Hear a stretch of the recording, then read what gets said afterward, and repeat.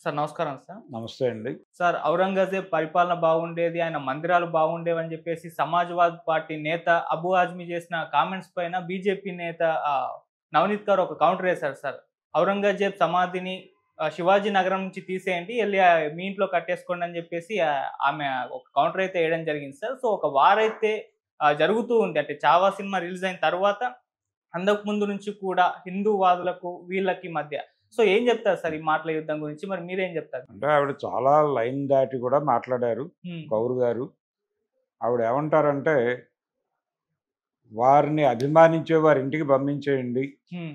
అంటోందావిడ. అంటే ఇలా ప్రతిదీ వెళ్ళిపోండి అంటారా? ఈ దేశం మాది, మీరు వెళ్ళిపోండి ఇక్కడి నుంచి అని ముస్లిం సమాజానికి ఆవిడ సందేశం ఇస్తోందా అనే యాంగిల్‌లో చూస్తాను నేను దీన్ని. హ్మ్. అంటే ఈ దేశం మాది అని చెప్పుకునే రైట్ ఎవరికి ఇచ్చారు? ఆవిడ మహారాష్ట్ర ఈ దేశంలో లేదా? భారతదేశంలో భాగంగా ఉందా? లేదు మహారాష్ట్ర హిందూ లిబరేటెడ్ ఏరియానా? అనేది కదా తేల్చాల్సి ముందు. భారతదేశం ఇన్ టోటల్ హిందూ దేశంగా ప్రకటించుకునే ఉద్దేశం ఉందా ఈళ్ళకి? నవనీత్ కౌర్‌కి కావచ్చు, ఇంకొకళ్ళకి కావచ్చు, ఆవిడ రిప్రజెంట్ చేస్తున్నటువంటి పార్టీకి కావచ్చు.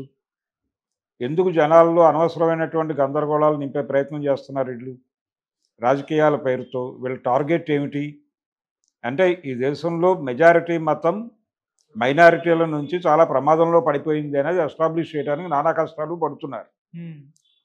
నిజానికి అదే జరుగుంటే ఈ దేశంలో ఒక హిందూ ఉండేవాడు కాదు. 1200 సంవత్సరాల పైన పరాయి మతాల పరిపాలనలో ఈ దేశం ఉంది. హ్మ్. వాళ్ళు ఎవరూ ఏమీ చెయ్యకపోవడం వలనే చెయ్యలేకపోవడం అని వీళ్ళు మాట్లాడతారు. చెయ్యకపోవడమే. చెయ్యకపోవడం వలనే చెయ్యలేకపోవడానికి కూడా కారణాలున్నాయి. ఆ కారణాల వలనే ఈ దేశంలో ఇప్పటికీ హిందువులు మెజారిటీ మతంగా ఉన్నారు. ఈ మెజారిటీ హిందువుల్లో భయాందోళనల్ని బతికించుకుంటూ, ఆ భయాందోళనల మీద బతుకుతున్నటువంటి ఒక పార్టీకి రిప్రజెంటేటివ్‌గా ఆవిడ మాట్లాడుతున్నారు. హ్మ్. మాట్లాడుతూ ఆ మధ్య ఏదో బండి సంజయ్ అన్నాడు. అన్ని సమాధులు తవ్వేద్దాం. అదే అన్ని దర్గాలు, అన్ని మసీదులు తవ్వేద్దాం. శివాలొస్తే మావి, శవాలొస్తే మీవి అన్నాడాయన. ఇది కూడా అలాంటిదే. అంటే ఎక్కడికి పంపించమని ఆవిడ ఉద్దేశం? ఢిల్లీ పంపించమని కాదు. ఢిల్లీ మళ్ళీ వాళ్ళదే రాజ్యం. కాబట్టి ఎక్కడికి పంపించాలి? ఎక్కడి నుంచి వచ్చారో అక్కడికి పంపించండి. ఎక్కడి నుంచి వచ్చారో అక్కడికి పంపించేస్తాం అందరినీ. అంటే ఇప్పుడు ఔరంగజేబు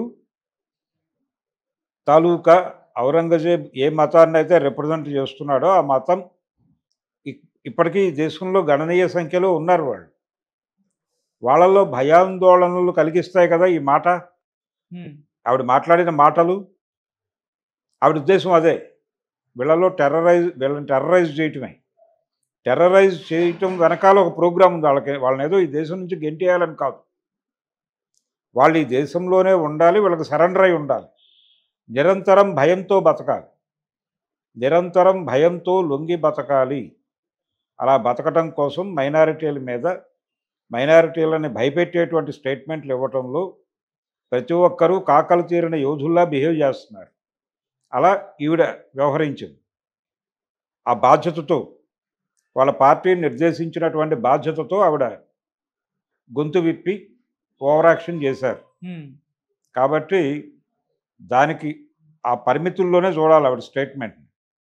చాలా అంటే దుర్మార్గమైన మైనారిటీలను లొంగదీసుకోవటానికి జరుపుతున్నటువంటి దాడిగా చూడాలి దీన్ని. దీన్ని భారతదేశంలో మత సామరస్యాన్ని కోరుకుంటున్న వాళ్ళు ప్రతి ఒక్కళ్ళు కూడా సీరియస్‌గా రియాక్ట్ అయ్యి వాళ్ళకి బుద్ధి చెప్పాల్సిన అవసరం ఉంది. లేకపోతే ఈ భయాందోళనల మధ్య హిందూ మతాన్ని సమాధి చేసే ప్రయత్నం కూడా చేస్తున్నారండి. అందుకని హిందూ సమాజం మేలుకొని హిందుత్వ అనేటువంటి ఒక ప్రమాదానికి వ్యతిరేకంగా పోరాటం చేయాల్సిన అవసరాన్ని కల్పిస్తున్నారండి. హ్మ్.